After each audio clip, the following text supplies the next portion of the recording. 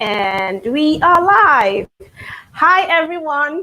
Good morning, afternoon, evening, wherever you're joining us from. My name is Ruth Zubeiru, and you are welcome to Visibility Vibes. And today we have with us our very radiant, I love your red lipstick, by the way, our very radiant Marielle. And she is the founder of Women Who Influence. She's a PR and personal brand strategist, international speaker, and author, and she will help you get the skills to land more clients, get paid speaking gigs, hallelujah, somebody, and get featured in, the top media outlets, wherever you want to be featured, whether it's in print, podcasts, I believe with video, TV, and all of that. And so if you're a company, she also provides consulting, personal branding workshops, transformational, she calls them. And she has a wealth of experience running and offering her services to companies, individuals, and her book, The Personal Brand Bible for Ambitious Women, is available now on Amazon. Join me as I welcome Marielle Legair. Thank you so much, Ruth. Did I pronounce it well? Yes, you did. You did a great job. Thank you. Thanks for the welcome. You're welcome. You're welcome. Thank you so much. And so, a brief intro now. This didn't happen overnight, So tell us a bit about how you have come to be where you are now. Yeah. So right now I'm in London, and that's where I started my career. I won't go into the whole, fear of my career. But I started in 2005, actually, working in a global PR agency, and I pretty much worked in PR all of my career. I was working at Deloitte in London when I decided that I really, really wanted to actually move to New York. So in 2012, I relocated to New York City, which was an amazing experience. And I lived there for almost 7 years, working in Deloitte's global office, whereby I was supporting the CEO, the senior leaders, and really helping them increase their visibility. And I started to get itchy feet after being in that role. And that's when I really wanted to realize that I wanted to have my own business, which is when I launched Women Who Influence, which is my business. And I do a mix of things in my business. So I work, as you mentioned, I work with female entrepreneurs. I do a lot of corporate workshops, working with big brands like Red Bull, EY, Microsoft. And I also do a lot of speaking gigs, and publicity is still something I do, but I've kind of branched out now into personal branding because I feel like everybody needs to become known for their expertise. And that's what personal branding essentially is. Amazing. So it's great to see that you have something for both individuals and something for corporate organizations, businesses. Yeah. And so quickly now, there's a lot of fuss around positioning, and so how would you explain positioning, and what role do you think it plays in attracting clients? Yeah, so your positioning is essentially your shining light, what it is that you want people to know you for. What is your reputation? What are the values, or as I say, the 3 key things that you want people to say about you when you're not in the room? So for me, I want people to know that I'm capable, that I'm confident, that I'm able to get the job done. I pride myself on my reputation. So I think it's really, really important that everybody watching now really takes time to think about, how am I being perceived? What do I want to be known for? And that really is foundational, because once you are known and once you're visible, people will begin to attract opportunities to you, which is great. You don't always have to be going out searching. People will come to you, which is essentially what we all want, right? Okay, yeah, definitely. Okay, so just as a follow-up to that, should people wait until clients begin to come to them? Let's say, for instance, someone is just starting out online. How do I get people to come to me? When you're first starting out, Ruth, I think it's it's not easy being a business owner, right? Let's be real. Like, it's hard, and you have to be confident in your abilities, and you have to be proactive. I think back to when I first started my business. Nobody told me how important it was to be proactive and focus on income generating activity. That's things that are going to move your business forward. So that's something that I recommend everybody focuses on before doing anything else. So really think about, okay, who are your ideal clients? Where are they hanging out? And how can you get into conversations with them? How can you really be proactive and get into conversations? Because that's where you're going to get clients. Yeah, so you need to identify who your clients are and how you get in front of them. Amazing. So now, what would you say? I said 3, but if you have more than 3, kindly share. So what are the top 3 mistakes that entrepreneurs, young professionals, business owners who are looking to get clients, especially online, what do they do when they're trying to get these clients that they shouldn't do? Yes. Yeah, the common mistakes. I would say the first one is just not being clear on who's your ideal client. And specifically, what problem are you solving for your ideal client? Like, if you're not clear on that, it's going to be very hard for you to have conversations. It's going to be hard for people to find you. So that's the first thing, lack of clarity. Excuse me. And then I would say the second thing is not being visible. Not sharing content, not really getting their voice out there, thinking that everybody else is an expert but them. And then the third thing is not being proactive enough.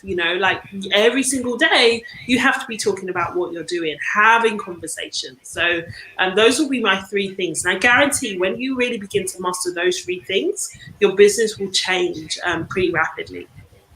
Amazing. And so quick one. So in sharing content now, what kind of content should they share to be able to be seen as the expert that they want to be seen, to be known for, and then to get clients? It all links back to your ideal client. Like, what is your ideal client? What do they want to hear? What are they struggling with? But then people fall into the trap of thinking that content alone is what they should be focused on. And I think it's kind of misleading because people fall into the trap of just posting content and not doing anything else. Having content alone is not going to run that's not going to make you money in your business. So you need to be able to master sales. You need to be able to master having conversations, like converting people from prospects into actual customers. That is a whole different process. And that's what I teach my clients to do, is actually how to have conversations that are actually going to lead to conversions and lead to sales. That is really the key. So it's not necessarily just about content. Content is great, but that alone, and I must say this because I feel like people just think, oh, let me just post on Instagram, let me just post on LinkedIn. But really that alone isn't going to get you to, 6 figures or whatever it is you want, It's a numbers game. So how many conversations are you having? How many conversations each day are you having to get clients? Yeah, I think I see content as like a funnel.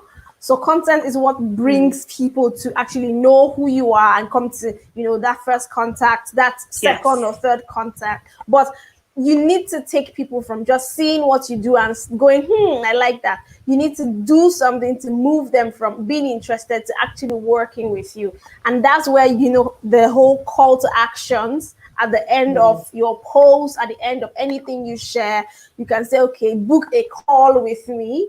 You can then say, send an email. So people need to be very intentional about asking for the next step, because if you don't tell people to take the next step, they would definitely not do that. They would exactly. Not do that. That's such a good point. You have to be really explicit, because people just will consume and think, oh, okay, well, that was interesting. Next, what else can I read today? So I think it is really important to really, really be clear and say, let me know your thoughts, or what tip would you share, or, something. Have you ever had a time where you had someone and you were trying to prospect the person, and then you decided that, no, I don't want to work with this person? Yeah, I mean, I don't get that often, but for me, it's energy. I vibe off of energy. And if I like the vibe of somebody and I think I can genuinely help them, then yes, I would offer them to, the opportunity to work with them. But, you know, I have had some instances where I just thought, okay, yeah, I'm not going to enjoy working with you. It's going to be draining to work with you. So yeah. Yeah. And I think it's okay to even say, you know, like, I'm not the right person for you. And that's okay.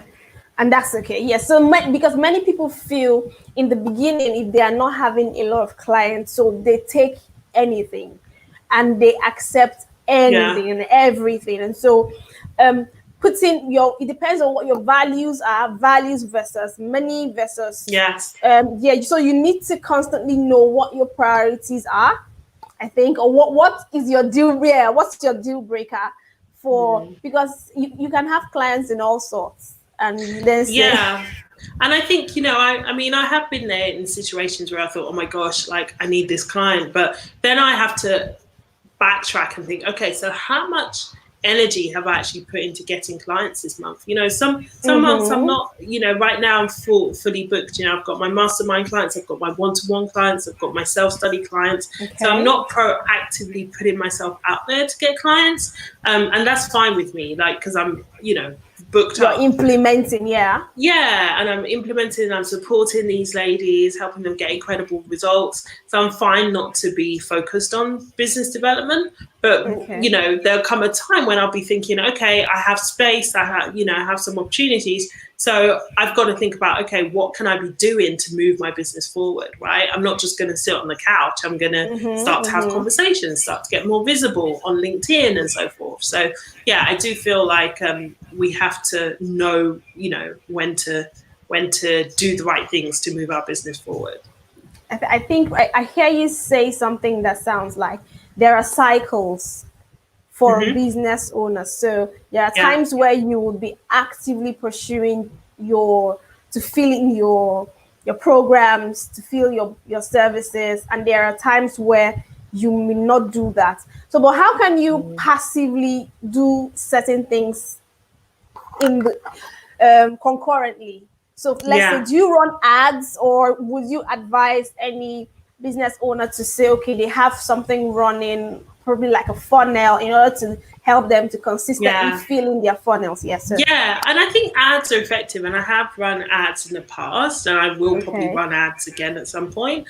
But for things like LinkedIn, you know, I don't think you need to even run ads. I think it's just about having conversations, you know, having conversations with people who can actually help move you forward. I think that's really key. Okay. So having conversations. So for everyone who's here listening, there are two things that I have heard her repeatedly say. One is ideal audience. You got to nail that. Nail your ideal audience.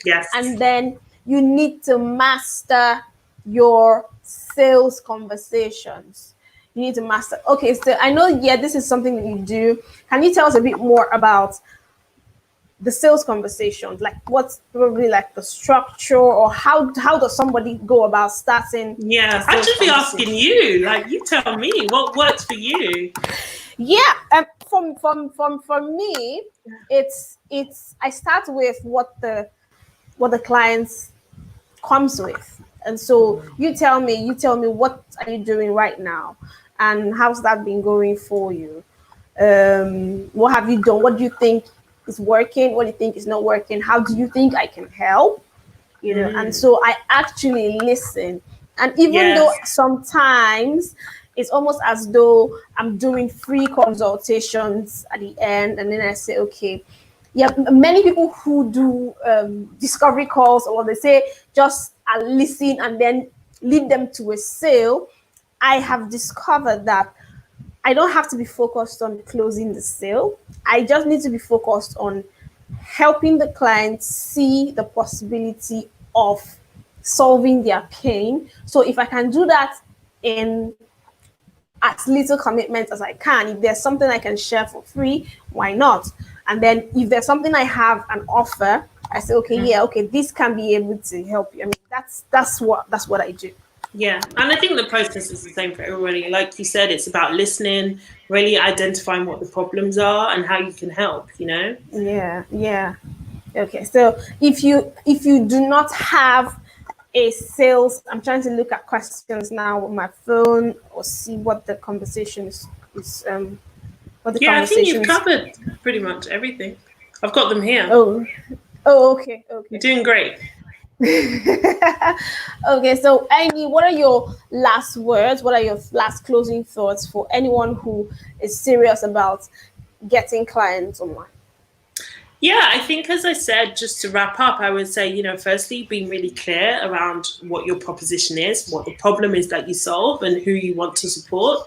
And then it's about being really visible and focusing on, income generating activities, things that are actually going to move your business forward, because it's so easy to get bogged down doing things that aren't actually going to move your business forward. So those will be my key tips to really, really make sure that you're doing things that are actually going to bring in an ROI.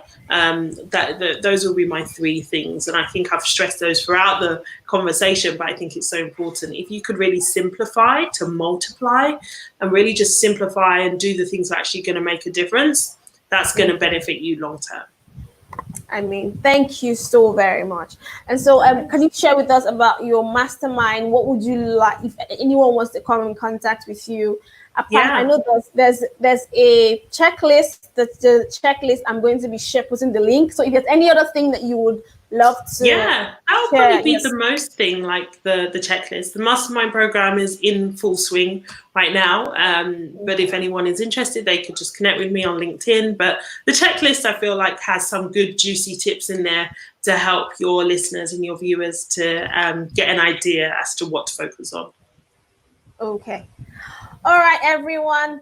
Thank you so much, Marielle, for being here. We really appreciate you. For those who would have other ways to reach out to you, they will download the checklist, and there's a free consultation. I'm giving out a sneak. There's a free consultation available for those who would download the checklist and actually have a session to speak with Marielle. Yes, I should say the free consultations, I have a video at the end. So for anyone who wants support, they could watch the video. And if you're interested in like investing and getting like full on mentorship, then yes, we would do the call as well. So that's how it kind of works, the process. Oh, okay. Yeah. Amazing. Thank you for clarifying. Yeah. All right. Well done. And do have a wonderful day. Thank you so much. You too. And thanks for the opportunity. And thanks everyone who watches this. I hope it's valuable. Yes, it is. Thank you so much, Marielle. Thank you. Bye. Okie dokie, everyone. That was amazing. It was brilliant. She was dripping fire. Like, it was so good. I don't know if anyone caught a glimpse of what she was saying. If you do not have your ideal audience, if you don't understand who you are called to serve, you will just be running around in circles. The truth is that when you're looking out to grow your business online, when you're looking out to establish yourself and make money, you can't make money if you're selling to everyone. Okay, if you're listening to this, yes, just put it in the comments. You can't make money if you're selling to everyone. Put in the comments. You can't make money if you're selling to everyone. So you need to identify who is the ideal person. For instance, you're selling this glass cup. Who is the ideal person that would buy from you, that would value this, and then will be willing to spend money to pay for it? So when you can't say you're posting content, your content needs to go to someone. It needs to meet someone where they're at and be ready to have them say, yes, this person needs to work with me. Okay. And then the next thing is that your content needs to lead to a sale. It needs to begin a conversation. Your content is like a handshake. You're stretching out your hand, you're saying hello. And so after hello, what else? You can't just go to someone and say hello and then you all sit back. No. So you're saying hello and you're saying something else. So the something else is the call to action. What is the next step? In your content, what's the next step? What are you telling them to say? Are you telling them to share? Are you telling them to come inbox? Are you telling them to book a call with you? What is the call to action that you're actually getting them to do? What is the action thing that you're actually getting them to do? Because it's very, very important. And then lastly, when you eventually get them to meet you on your have a conversation with you, how do you carry out that conversation? You don't jump on a call and say, I want to sell this person my highest offer, my premium offer. Your goal should be to ensure that the person leaves you happier, than the person met you, than when you began the conversation. So during the conversation, the person should be able to see that you have the ability to take away their pain points. You have the ability to take away their problems, especially with regards to online visibility or any other thing. If you're doing business, if you're a mentor, you're a coach, if you're having client conversations, especially be able to see you as an authority that has the solutions in their hands for the person. Okay. And then after you're done with your sales call, whether or not it leads to a sale, you have gained an ambassador, so the person can be able to speak about you because at least they've had a one-on-one call with you, and they are able to reach out to you and say, hey, we had a call the last time. Some people may not be ready to buy now. It doesn't mean they won't buy later. So but you need to be able to build a nurturing relationship with your client. So if you have content that you put on social media or your website, content on your web pages that lead to a sale, content thereafter that nurtures them and helps them to understand you better. I mean, that's newsletters and any other thing that you have in your pipeline that makes people believe and trust you and feel, yes, I've connected with this person, and I will do whatever it is that the person wants me to do. If it means me to invest, it means me to share, it means for me to do something else, I will do it. Okay, so I'll drop the link to the checklist in the comments. Do click it. The checklist is amazing for as many people who want to grow their online visibility, especially on LinkedIn. And so if you're looking to get clients, if you know who your target audience is, if your clients are on LinkedIn, you really, really would be wasting a lot of your time if you are on Facebook. So do get the checklist, connect with Marielle, and let me know how it goes. Remember, it's time to get seen, get known, and get paid. Thank you so much. Bye for now.